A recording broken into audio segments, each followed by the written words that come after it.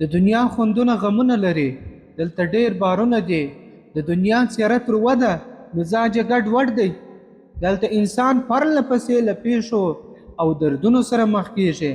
پلار وي که میرمن، دوست وي او که ملګری وي، کور وي او که دفتر، هر ځای ګډوډي پیدا کیږي او ډیری وخت تاسو خفه کیږئ. له همدې کبله د ژوند په تودو سیوري کې تودوخه په سړوالي یخه کړي، څو له ترخو وژغورل سي. دا د تقدیر پریکړه ده چې دلته به ساړه و تاوده او خیر و شر دواړه وي. که ښېګڼه وي بدي به هم وي، چې خوشحالي وي غم به هم وي. پوره خیر او خوشحالي په جنت کې ده او په بشپړ ډول شر په دوزخ کې دی. له همدې کبله له حقایقو سره ملګري سي.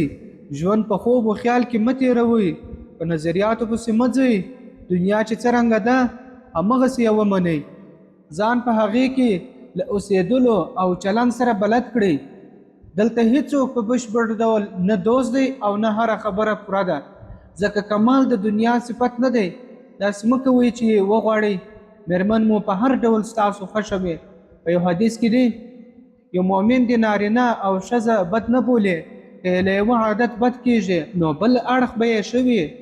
له همدې وجې باید موږ د سولې لاره غوره کړو، یو بل ته نږدې سو، له عفوې او بخښنې کار واخلو، پر اسانه لار ولاړ سو او سخته لار پرېږدو، ګامونه برابر کړو او په ډیرو چارو کې له عفوې کار واخلو. له غم ځپلو زغم واخلئ. راسته او چپه طرف ته وګوره، هر طرف ته به غم ځپلي وي. په هر کور کې جنجالونه دي او د هر چا پر اننګو اوږد کې هر ځای ویر دی. څومره دردونه او کړاوونه دي. که ته وګورې یوازې ته نه یې چې غمجن یې، بلکې د نورو په مقابل کې ستا غمونه ډېر لږ دي. څومره ناروغان دي چې کلونه کلونه په خپل بستر لټ پر لټ اوړي، له دردو کړېږي خو روغتیا نه لري. په څومره زندانونو کې به بندیان له ډېره وخته د لمر رڼا نه وي لیدلې، له زندان پرته بل څه نه پېژني. څومره ښځې دي چې د ځیګر ټوټې یې په ځوانه ځواني کې ترې اخیستل سوي دي. څومره کسان شته چې خفه دي، کورونه ورباندې دي او په غمونو اخته دي.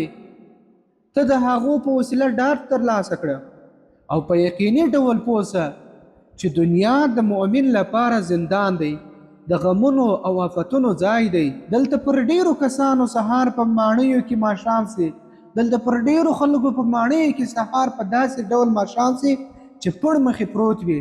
د کور ټول غړي یې راټول سي، صحت یې سم وي، ډیر مال اولاد ولري، خو ناڅاپه مرګ، لوږه، بېلتون، ناروغي د هغوی پر کور باندې یرغل وکړي.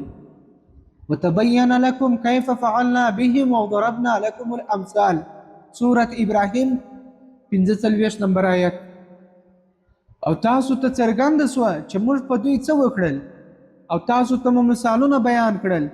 نو ته خپل ځان د غمونو په وړاندې داسې عادي کړه. د ژوند په سفر کې توازن پر ځای وساته. د خپل چاپیریال او مخکینیو خلکو نومونو ته وګوره او د هغو په مابینځ کې خپل ځان وتله. درته معلومه به سي چې ته تر دوی ډیر غوره یې. تر دوی پر تا کمې خوارۍ راغلي. د الله شکر وباسه څه چې یې در څخه واخیستل، د ثواب امید ولره او د خپل چاپیریال خلکو ته په کتلو ډاډ ترلاسه کړه.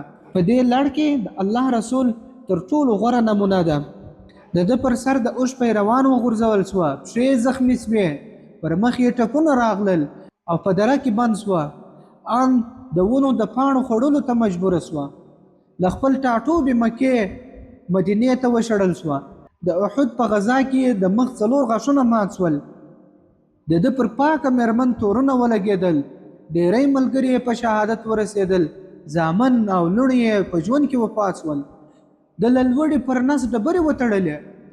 د ساحر، د درواغو، لیونتوب او نورو درواغو تورونه ورباندې ولګېدل چې تر جسماني ضررونو لوړ ول. مګر دا تکلیفونه راځي. په دې لړ کې زکریا علیه السلام شهید سوی، یحیی علیه السلام حلال سوی، موسی علیه السلام زورول سوی، ابراهیم علیه السلام اور ته غورځېدلی او صحابه کرام رضی الله عنهم هم پر دې لاره تللي دي. عمر رضی الله تعالی عنه په وینو ولړل سو او عثمان و علي رضی الله تعالی عنهما شهیدان سوه. نور ستر دینی پوهان په درو ووهل سوه. زندانونو ته ولاړل او سزا یې ورکول سوې.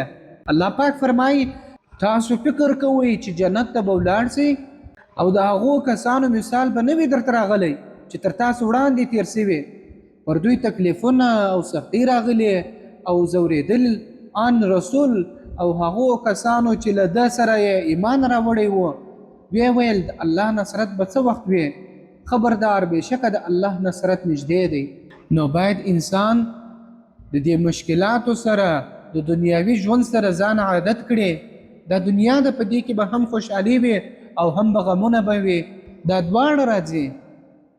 قوي انسان هغه دی چې صبر ورباندې وکړي، حل لاره ورته ولټوي.